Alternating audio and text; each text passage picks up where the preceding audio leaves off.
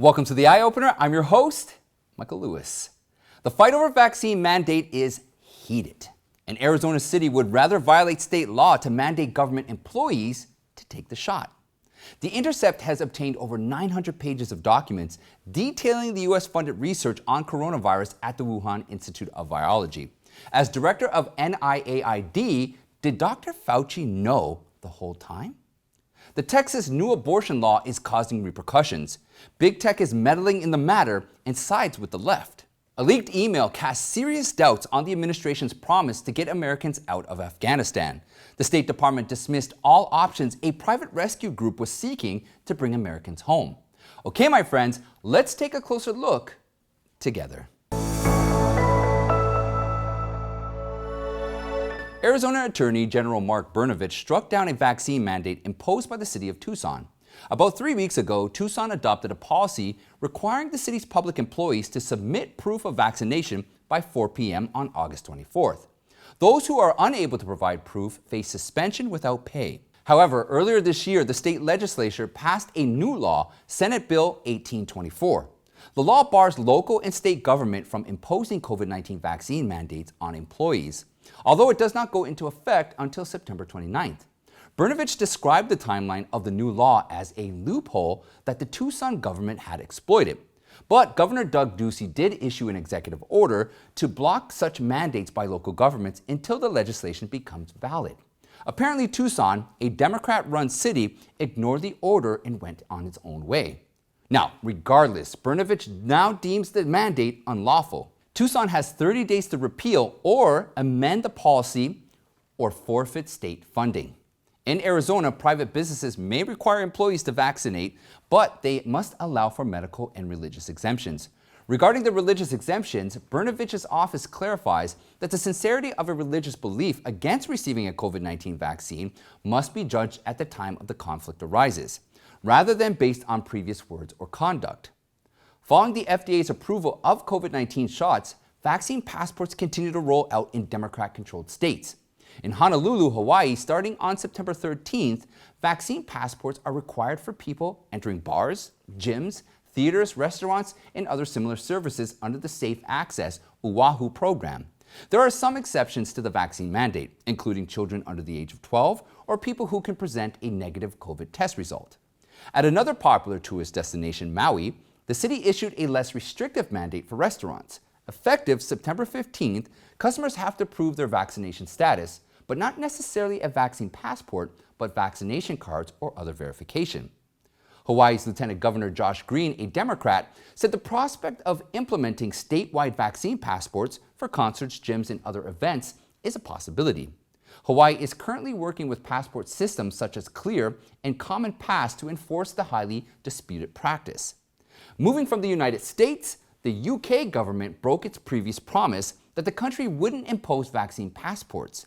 Vaccine Minister Nadhim Zawawi confirmed the government is seeking to impose vaccine passports for nightclubs and other indoor venues by the end of September and may shut down businesses if passports aren't mandated in certain cases. In January, Zawawi wrote on Twitter that the UK government has no plans to introduce vaccine passports, and such measures would be discriminatory. When questioned back then, "Can we hold you to this?" Zawawi replied, "Yes, you can. Making a promise and breaking it is worse than not making the promise at all." But opposition against vaccine passports still exists in the ruling Conservative Party. In fact, leader of the Liberal Democrats, Ed Davey, disagrees with the measure and called it divisive, unworkable, and expensive. Now in Canada, since Prime Minister Justin Trudeau called a snap election last month, protesters have spilled out onto the campaign trail. These Canadians are frustrated over the vaccine mandates that Trudeau openly supports. Wherever Trudeau goes, he always seems to be greeted by individuals who are against vaccine mandates. So what are the reasons that some Canadians don't want to get the vaccine, despite the country having one of the highest vaccination rates in the world? Their top concerns are not confident in the safety of the vaccine, concerned about the risks and side effects, and some do not consider it necessary to get the vaccine. But the Liberal Party isn't hearing them. The party reaffirmed an earlier announcement that COVID-19 jabs will be required for domestic travel by air, train, or boat starting in October. Trudeau is pushing for a nationwide so-called proof of vaccination system and vows to legally protect employers from lawsuits who mandate vaccines. Manitoba and Quebec are the two provinces with the vaccine passports in effect. British Columbia and Ontario will be implementing one starting on September 13th and the 22nd, respectively. With this context, individuals who are against vaccine mandates followed Trudeau to a campaign stop in Newmarket, Ontario last weekend and made their voices heard. Speaking with reporters the following day, Trudeau called those people anti-vaxxer mobs, lashing out with racist and misogynistic attacks. Trudeau totally disregarded that they are upset with his Liberal government for not acknowledging their rights not to be jabbed with an experimental drug. And yes, there is a small fringe element in this country that is angry, that doesn't believe in science, that is lashing out with racist, misogynistic attacks, and I know will not allow those voices, those special interest groups, those protesters who can, I don't even want to call them protesters, those anti-vaxxer mobs, to dictate how this country gets through this pandemic and how we recover our economy free from lockdowns. Some people say even though Canada has a high vaccination rate, Trudeau's decision to call a snap election for September 20th may have been a political miscalculation. A poll released on September 1st continues to show the Liberals will lose ground to the Conservatives by as many as 22 seats. Nonetheless, individuals who are against the mandate are using Trudeau's campaign to get their message out. The new Texas law banning abortion is causing repercussions. The federal government is looking into ways to step in. Attorney General Merrick Garland said while the Justice Department urgently explores all options to challenge the Heartbeat Act, his office will continue to protect those who are seeking or carrying out abortions in the state. According to the Texas Right to Life, since the new law went into effect on September 1st, no lawsuits have been filed as no credible accounts of violations have emerged. The law dealt a devastating blow to the abortion providers because up to 9 out of 10 abortions are now prohibited. In Texas, over 90% of abortions were carried out after the 6-week mark, a critical point when a heartbeat can be detected. While no violations have been reported, pro-abortion organizations haven't given up their fight and mobilized big tech to join them. Internet domain registrar and web hosting company GoDaddy announced it would stop supporting the website for Texas Right to Life, which allows Texans to report violations of the abortion law. Uber and Lyft are establishing legal defense funds for any drivers charged with assisting an illegal abortion. The two ride-sharing companies are set to donate $1 million each to Planned Parenthood. Houston-based startup Solugen, a biotech firm backed by major Silicon Valley investors, said it will stop hiring in Texas and look elsewhere. It warned that Texas should change its abortion law if it, quote, wants to be a business-friendly state. In Michigan, sensing the Supreme Court may depart from its Roe v. Wade ruling, Governor Gretchen Whitmer is taking preemptive measures. She's calling on the state legislature to repeal a 90-year-old state law. The law from the 1930s bans abortion and criminalizes abortion providers. Yet the Supreme Court's decision in Roe v. Wade superseded the ban in 1973. But now the Democrat governor doesn't want to be caught off guard if the High Court overturns its landmark ruling. Red states are largely inspired by Texas. Florida Governor Ron DeSantis called what Texas did interesting. He said he's looking more closely at it to see whether or not a similar law can be implemented.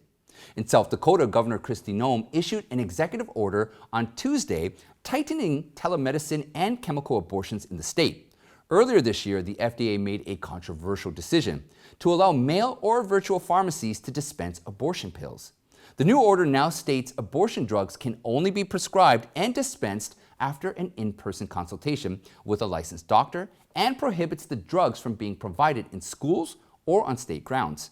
And coming up, we have documents showing the U.S.-funded coronavirus research at the Wuhan Institute of Virology and an email showing the State Department interfered with rescue operations in Afghanistan. But before we continue, if you like our program, please hit the like button and subscribe. It'll force the algorithm to share this video to potentially thousands of people. If you want to support the Eye Opener, please consider donating to the show or purchasing a mug that matters. You can find the link in the description, and as always, your support is greatly appreciated. Salute.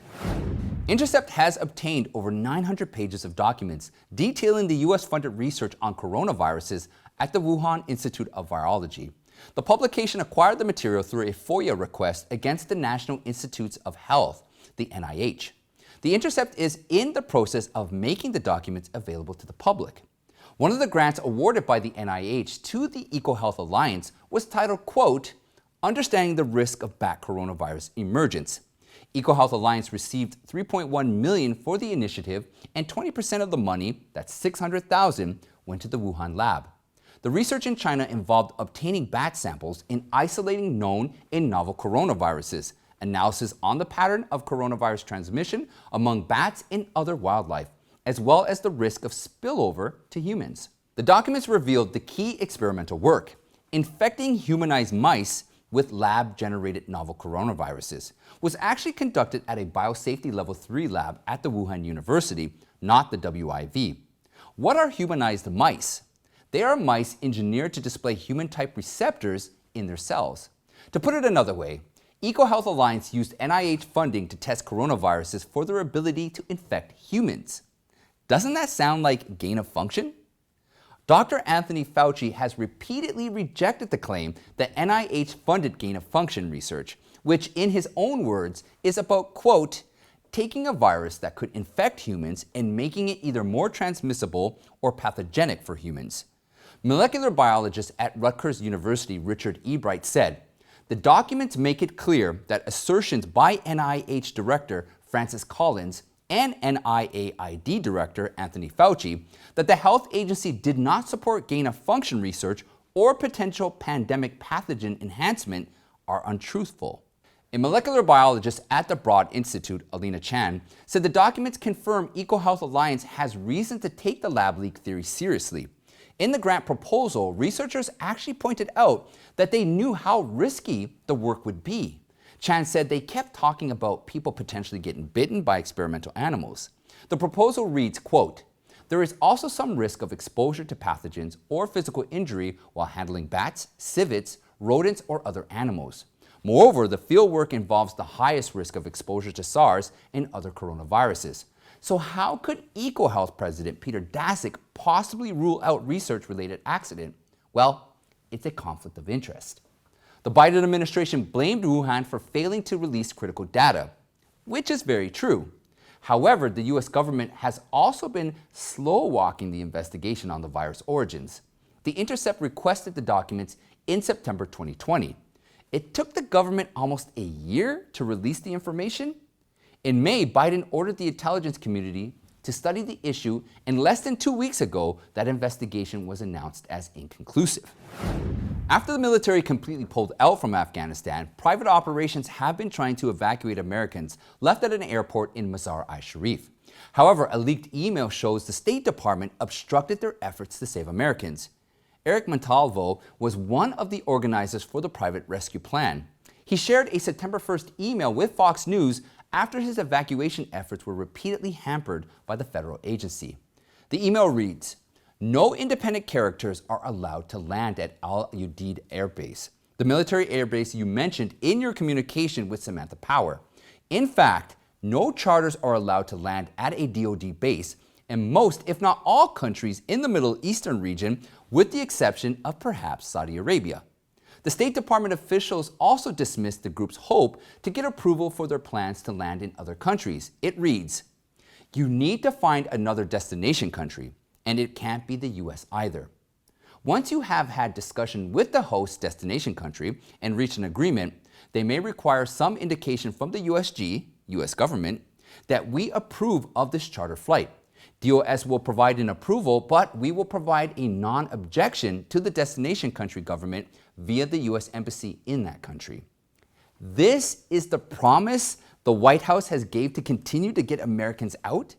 The State Department declined to grant permission to private charter flights bringing Americans back to the U.S. It also declined permission for these flights to land in other countries. So where can these flights go? Let's listen to what the Biden administration said the next day. During briefings on September 2nd, White House Press Secretary Jen Psaki and State Department spokesman Ned Price claimed that the administration wasn't preventing planes from leaving Afghanistan. Yesterday, Secretary of State Antony Blinken said they're working around the clock with NGOs, with members of Congress and advocacy groups, providing any and all information and doing all they can to clear any roadblocks they're identified to make sure the charter flights carrying Americans or others can depart from Afghanistan safely. Apparently, the State Department doesn't identify itself as a roadblock to the evacuation effort. It's very hard to find excuses for the State Department not supporting the effort. Blinken claims without their personnel on the ground, they can't verify the passengers' identities, flight plans, or aviation security protocols. Well, they didn't vet the hundreds of thousands of Afghan refugees either when they evacuated them. If the administration is that committed to getting Americans back, this shouldn't be that big of a problem. At least the verification of U.S. citizens is easy. After all, we trust private rescue efforts better than diplomatic and economic negotiations with the Taliban to bring back Americans. And that's it for today, my friends. Check out the playlist right here for more eye-opening content. You can join me in the Eye Opener Telegram chat room and follow me on Newmaker, Gab, Parler, and Getter. Now don't forget, please sign up to the email list so that we can stay in touch. I'd like to thank you all, and we'll see you next time.